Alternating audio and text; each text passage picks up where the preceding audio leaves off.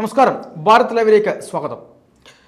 ബീഹാറിൽ നിയമസഭാ തെരഞ്ഞെടുപ്പ് അടുത്ത് വന്നുകൊണ്ടിരിക്കുന്ന സമയത്താണ് അവിടെ വോട്ടർ പട്ടികയുമായി ബന്ധപ്പെട്ട് വലിയ വിവാദങ്ങൾ നടന്നുകൊണ്ടിരിക്കുകയാണ്. അതായത് ബീഹാറിൽ അനധികൃതമായി ഒരുപാട് കുടിയേറ്റക്കാരുണ്ട് എന്നും നമ്മുടെ നാഷണാലിറ്റി അല്ലാത്ത, അതായത് ഇന്ത്യൻ പൗരത്വം ഇല്ലാത്ത തന്നെ ഒരുപാട് ആളുകൾ, നുഴഞ്ഞു കയറിയ ആളുകൾ അവിടെ ഇല്ലീഗൽ മൈഗ്രൻസ് ആയിട്ടുള്ള ആളുകൾ അവിടെ നിൽക്കുന്നുണ്ടെന്നും അവർ വോട്ട് രേഖപ്പെടുത്താനുള്ള ശ്രമങ്ങളും നടത്തുന്നുണ്ടെന്നും അതൊരിക്കലും അനുവദിക്കാനാവില്ല എന്നുമാണ് തെരഞ്ഞെടുപ്പ് കമ്മീഷൻ പറയുന്നത്. പക്ഷേ കോൺഗ്രസും ഇടതു പാർട്ടികൾ ഉൾപ്പെടെയുള്ള പാർട്ടികൾക്ക് വലിയ പ്രതിഷേധമാണ് ഇതിലുള്ളത്. ഞാൻ ആലോചിക്കുന്നത്, എങ്ങനെയാണ് ഈ ഇല്ലീഗൽ മൈഗ്രൻസ് ആയിട്ടുള്ള ആളുകൾക്ക് ഇവിടെ വോട്ടവകാശം കൊടുക്കണമെന്നാണോ ഇവിടുത്തെ കോൺഗ്രസിന്റെയും അതുപോലെ തന്നെ CPM-ന്റെയും അഭിപ്രായം എന്നുള്ളതാണ് ചോദ്യം. അത് കോൺഗ്രസിന് CPM-ന്റെയും മാത്രം അഭിപ്രായമായിട്ട് നമുക്ക് കാണാൻ കഴിയില്ല. നമുക്കറിയാമല്ലോ, ബംഗാളിൽ തൃണമൂൽ കോൺഗ്രസ് ആണല്ലോ ഭരിക്കുന്നത്. ഈ തൃണമൂൽ കോൺഗ്രസ് അധികാരത്തിൽ വരുന്നത് തന്നെ നല്ലൊരു ശതമാനം ഈ പറയുന്ന ബംഗ്ലാദേശികൾ നുഴഞ്ഞു കയറിയിട്ടുണ്ട് എന്നുള്ളത് തന്നെയാണ് അതിൻ്റെ യാഥാർത്ഥ്യം എന്ന് പറഞ്ഞു കഴിഞ്ഞാൽ.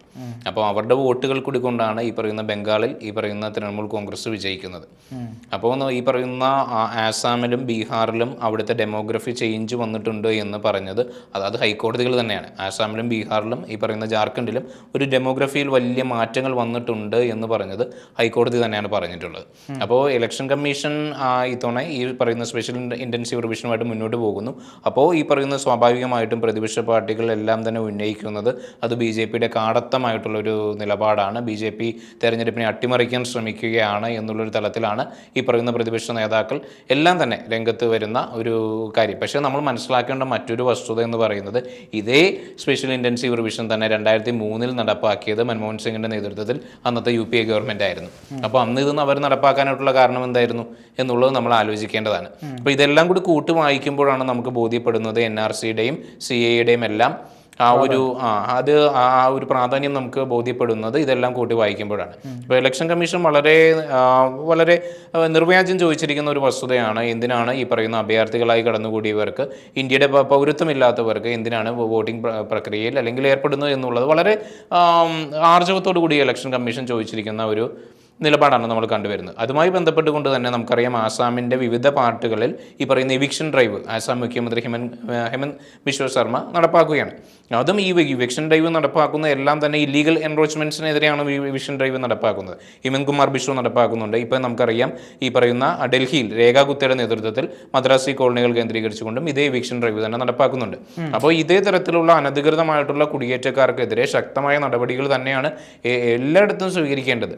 അതല്ലാത്ത പക്ഷം അവർക്ക് ഈ പറയുന്ന പോലെ വോട്ടവകാശം നൽകുകയും അല്ലെങ്കിൽ ഈ പറയുന്ന യഥാർത്ഥ രാജ്യത്തിൻ്റെ ജനങ്ങളുടെ നികുതി പണം അവർക്ക് വേണ്ടി നാം എന്തിനാണ് ഈ പറയുന്ന പോലെ തിരസ്കരിക്കുന്നത്? നാം എന്തിനാണ് നമ്മുടെ നികുതി പണം എന്തിനാണ് നമ്മൾ അവർക്ക് വേണ്ടി ചെലവഴിക്കുന്നത് എന്നുള്ളത് ഒരു പ്രധാനപ്പെട്ടിട്ടുള്ള ഒരു ചോദ്യമാണ്. അപ്പോൾ ഇതെല്ലാം കൂട്ടി വായിക്കുമ്പോൾ നമുക്ക് ബോധ്യപ്പെടേണ്ടത്, യഥാർത്ഥത്തിൽ ഒരു തെരഞ്ഞെടുപ്പിൽ വോട്ട് ചെയ്യേണ്ടത് അല്ലെങ്കിൽ തെരഞ്ഞെടുപ്പ് ഈ പറയുന്ന പോലെ നയിക്കേണ്ടത് ഇന്ത്യയുടെ പൗരന്മാർക്ക് വേണ്ടിയിട്ടാണ്. അതല്ലാതെ ഒരിക്കലും അതിൻ്റെ ഈ പറയുന്ന ഇല്ലീഗൽ മൈഗ്രൻസ് ആയിട്ടുള്ള വ്യക്തികൾക്ക് അതിൽ ഭാഗമാകേണ്ടതില്ല. അങ്ങനെ ഭാഗമാകണമെന്ന് വാശി ഏതെങ്കിലും രാഷ്ട്രീയ പാർട്ടികൾ പിടിച്ചിട്ടുണ്ടെന്നുണ്ടെങ്കിൽ, ഇപ്പോൾ പ്രതിപക്ഷ പാർട്ടികളായിക്കോട്ടെ, കോൺഗ്രസ് ആയിക്കോട്ടെ, തൃണമൂൽ കോൺഗ്രസ് ആയിക്കോട്ടെ, അങ്ങനെ അവർ വാശി പിടിച്ചിട്ടുണ്ടെന്നുണ്ടെങ്കിൽ അതിൽ തുറന്നു വരുന്നത് അവരുടെ രാജ്യവിരുദ്ധതയാണ് തുറന്നു വരുന്നത്. അവരുടെ രാജ്യത്തോട് ഒരു കൂറും മമതയും ഇല്ലാത്ത നിലപാടാണ് അതിൽ തുറന്നു വരുന്നത്. തീർച്ചയായിട്ടും. അപ്പം ഞാൻ ചോദിക്കുന്നത്, അതായത് നമ്മുടെ ആഭ്യന്തര സുരക്ഷ എന്ന് പറയുന്നത് ഏറ്റവും പ്രധാനപ്പെട്ട കാര്യമാണ്. നമ്മൾ പലപ്പോഴും പല സമരങ്ങളും കാണുമ്പോൾ ഇന്ത്യയിൽ BJP ഗവൺമെൻറ് വന്നതിന് ശേഷം വിലയിരുത്തിയ ഒരു സുരക്ഷാ വിലയിരുത്തലുണ്ടല്ലോ നമ്മുടെ രാജ്യവുമായി ബന്ധപ്പെട്ട്. അപ്പോൾ അവിടെയൊക്കെ നമ്മൾ കാണുന്നത്, ഈ പുറത്തുനിന്ന് വന്നിട്ടുള്ള ഇല്ലീഗൽ മൈഗ്രൻസ് ആയിട്ടുള്ള ആളുകൾ ഇവിടെ കാണിച്ചു കൂട്ടുന്ന തോന്നിവാസങ്ങൾ അല്ലെങ്കിൽ രാജ്യവിരുദ്ധ പ്രവർത്തനങ്ങൾ വളരെ വലുതാണ്. അതിപ്പോൾ റോഹിംഗ്യൻ മുസ്ലിങ്ങളായിക്കോട്ടെ, അല്ലെങ്കിൽ ഈ പറയുന്ന പോലെ അഫ്ഗാനിസ്ഥാനിൽ നിന്നും പാകിസ്ഥാനിൽ നിന്നൊക്കെ നുഴഞ്ഞു കയറിക്കൊണ്ട് ഇവിടെ വലിയ പ്രശ്നങ്ങൾ സൃഷ്ടിക്കുന്ന ബംഗ്ലാദേശിൽ നിന്ന് വരുന്ന ആളുകളൊക്കെ ഉണ്ട്. അവരുടെ എല്ലാം വലിയ കേന്ദ്രമായി മാറിക്കൊണ്ടിരിക്കുന്നത് ഈ വടക്ക് കിഴക്കൻ സംസ്ഥാനങ്ങളാണ്. അപ്പോൾ ഈ വടക്ക് കിഴക്കൻ സംസ്ഥാനത്ത് തന്നെ ആസാമും അതുപോലെ തന്നെ ത്രിപുര ഉൾപ്പെടെയുള്ള ബംഗാൾ ഉൾപ്പെടെയുള്ള സംസ്ഥാനങ്ങളാണ് ഇവർക്ക് ഏറ്റവും കൂടുതൽ കൂടെ പിടിക്കുന്നത്. ബംഗാളിൽ മമതാ ബാനർജി ഇത്തരം ആളുകൾക്ക് വ്യാപകമായി വോട്ടേഴ്സ് ലിസ്റ്റിൽ ചേർത്ത് ആധാർ കൊടുത്ത് പിന്നെ സംസ്ഥാന സർക്കാർ ഉദ്യോഗസ്ഥരുടെ സഹായത്തോടു കൂടി ആളുകളെ വോട്ടർ പട്ടികയിലേക്ക് തിരികെ കയറ്റിയിട്ടാണ് മമതാ ബാനർജി നിരന്തരമായി നമ്മൾ അത് മാത്രമല്ലോ, നമ്മൾ കഴിഞ്ഞിടയ്ക്ക് കണ്ടതാണല്ലോ, ബംഗാളിൽ അരങ്ങേറിയിട്ടുള്ള ഒരു കലാപം നമ്മൾ കഴിഞ്ഞിടയ്ക്ക് കണ്ടതാണല്ലോ. ഈ കലാപം അഴിച്ചു വിട്ടതിന്റെ മുഖ്യ കാരണവും ഈ അനധികൃതമായിട്ട് കുടിയേറിയ വ്യക്തികൾ തന്നെയാണ്. ഇപ്പോൾ നമ്മൾ പൊതുവേ ഇതിന്റെ അപകടം മണക്കുന്നത് ഈ പറയുന്ന വടക്കുകിഴക്കൻ സംസ്ഥാനങ്ങളാണ് എന്ന് പറയുമെങ്കിലും നമ്മുടെ കേരളവും ഒട്ടും പുറകിലല്ല. നമുക്കറിയാം, ഈ പറയുന്ന പെരുമ്പാവൂര് പോലുള്ള മേഖലകളിൽ ഈ പറയുന്ന ബംഗാളികൾ എന്നുള്ള പേരിൽ ബംഗ്ലാദേശികൾ കീഴടക്കിയിരിക്കുകയാണ്.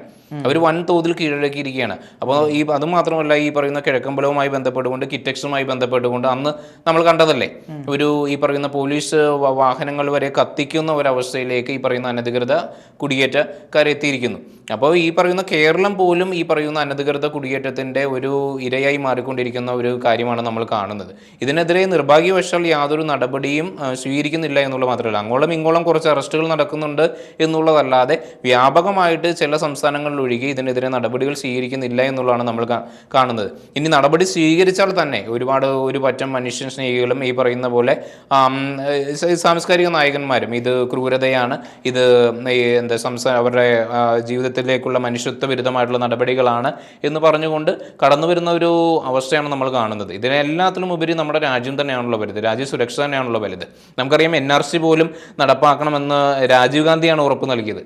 രാജീവ് ഗാന്ധിയാണ് അവിടുത്തെ ആസാം സ്റ്റുഡൻസ് യൂണിയന് ഉറപ്പ് നൽകിയത് NRC നടപ്പാക്കുമെന്നുള്ളത്. അപ്പോൾ ഇതെല്ലാം നടപ്പാക്കേണ്ടത് തന്നെയാണ് എന്നുള്ളതാണ് ഈ വസ്തുതകളെല്ലാം നമ്മളെ സൂചിപ്പിക്കുന്നത്. ഇപ്പോൾ ഏറ്റവും ഒടുവിലത്തെ ബീഹാറിലെ കണക്ക് പ്രകാരം 35 ലക്ഷം പേരാണ് നമ്മൾ ആലോചിക്കേണ്ടത്. 35 ലക്ഷം പേര് ഈ പറയുന്ന തെരഞ്ഞെടുപ്പ് ലിസ്റ്റിൽ നിന്ന് പുറത്തായിട്ടുണ്ട് എന്നുള്ള വിവരങ്ങളാണ് നമുക്കിപ്പോൾ അറിയാൻ കഴിഞ്ഞിട്ടുള്ളത്. അപ്പോൾ തന്നെ നമുക്കറിയാമല്ലോ, ആ 35 ലക്ഷം പേര് ഉപയോഗിച്ചുകൊണ്ട് തന്നെ തെരഞ്ഞെടുപ്പിനെ അട്ടിമറിക്കാൻ പ്രതിപക്ഷ പാർട്ടികൾ ശ്രമിക്കുമെന്നുള്ള കാര്യം നമുക്കറിയാമല്ലോ. ഇപ്പോൾ ബംഗാളിന്റെ കാര്യമൊന്നും പറയേണ്ടതില്ലല്ലോ. അല്ല, ഞാൻ ചോദിച്ചു വരുന്നത്, ഈ രാജീവ് ഗാന്ധിക്ക് ഉൾപ്പെടെ അന്ന് അത് തോന്നിയെങ്കിൽ എന്തായിരിക്കും കാരണം ഒന്ന് വ്യക്തമാണല്ലോ. BJPയുടെ ഗവൺമെന്റ് വന്നതിന് ശേഷം കൃത്യമായി നമ്മുടെ സുരക്ഷാ കാര്യങ്ങളിൽ നല്ല നിലയ്ക്ക് നമ്മൾ ശ്രദ്ധ കൊടുക്കുന്നുണ്ട്. ആ ശ്രദ്ധയുടെ അടിസ്ഥാനത്തിൽ തന്നെയാണ് ഇത്രയും അധികം ആളുകൾ ഇവിടെ ഉണ്ട് എന്ന് കണ്ടെത്തുകയും അവരെ പുറത്താക്കാനുള്ള ശ്രമങ്ങൾ നടത്തുകയും ചെയ്യുന്നത്. വേറെ ഏതെങ്കിലും ഒരു രാജ്യത്ത് പോയിട്ട് ഞങ്ങൾ ഇവിടുന്ന് വന്ന പിന്നെ ഈ പറയുന്ന പോലെ ഇല്ലീഗൽ എമിഗ്രൻസ് ആയിട്ട് നിൽക്കുന്ന ആളുകളാണ് എന്ന് പറഞ്ഞുകൊണ്ട് അവർക്ക് അവിടെ എന്തെങ്കിലും തരത്തിലുള്ള അവകാശം നേടിയെടുക്കാൻ പറ്റുമോ? ഇതേ യൂറോപ്യൻ രാജ്യങ്ങളും അനുഭവിക്കുന്നത് ഇതേ പ്രക്രിയ തന്നെയാണ്, ഇതേ നാശം തന്നെയാണ് യൂറോപ്യൻ രാജ്യങ്ങളും അനുഭവിക്കുന്നത്.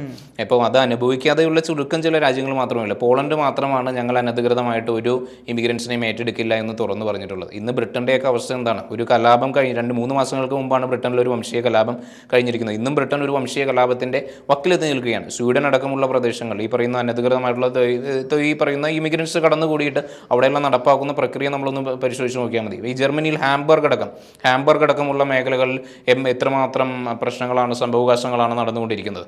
വ്യാപകമായിട്ട് നമുക്കറിയാം, ഇംഗ്ലണ്ടിൽ പോലും ടോമി റോബിൻസണിനെ പോലുള്ള വ്യക്തികളെ ജയിലിലടച്ചിട്ടിരിക്കുകയാണ് ഇതിനെതിരെ ശബ്ദിച്ചു എന്നതിൻ്റെ പേരിൽ. അതുകൊണ്ട് തന്നെ ട്രംപ് ഒരു പക്ഷേ ഈ ഇല്ലീഗൽ ഇമിഗ്രൻസിനെതിരെ കൃത്യമായ നടപടി വന്നപാട് തന്നെ സ്വീകരിച്ചത്. അധികാരത്തിലേറി 2 ദിവസങ്ങൾക്ക് മുമ്പ് 2-3 ദിവസങ്ങൾക്കുള്ളിൽ തന്നെ അദ്ദേഹം കൃത്യമായ നടപടി അദ്ദേഹം ആ നടപടി സ്വീകരിച്ചു. പക്ഷേ നമുക്കറിയാം, ഇന്ന് കാലിഫോർണിയയിൽ നടന്നുകൊണ്ടിരിക്കുന്ന കലാപം നമ്മൾ ശ്രദ്ധിച്ചില്ലേ?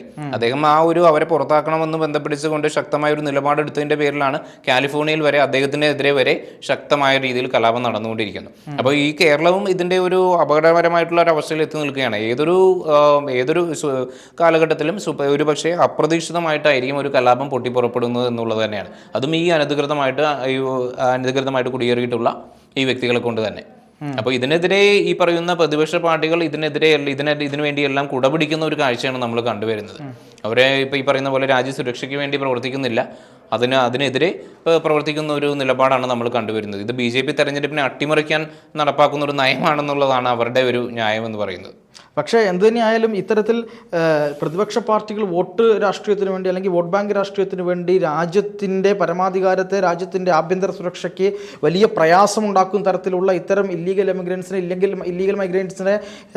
വലിയ ഒരു സപ്പോർട്ട് ചെയ്യുന്നത് നമ്മുടെ രാജ്യത്തിൻ്റെ വലിയ ഭാവിക്ക്, സുരക്ഷിതമായ ഭാവിക്ക് വലിയ പ്രശ്നം ഉണ്ടാക്കും എന്നുള്ളത് തന്നെയാണല്ലേ? തീർച്ചയായിട്ടും ഈ രാജ്യത്തിൻ്റെ ആഭ്യന്തര സുരക്ഷയ്ക്ക് വെല്ലുവിളിയാകുന്ന തരത്തിലാണ് ഈ പറയുന്ന പ്രതിപക്ഷ പാർട്ടികളെല്ലാം പോക്കും അവരുടെ നയങ്ങളും. ശരി.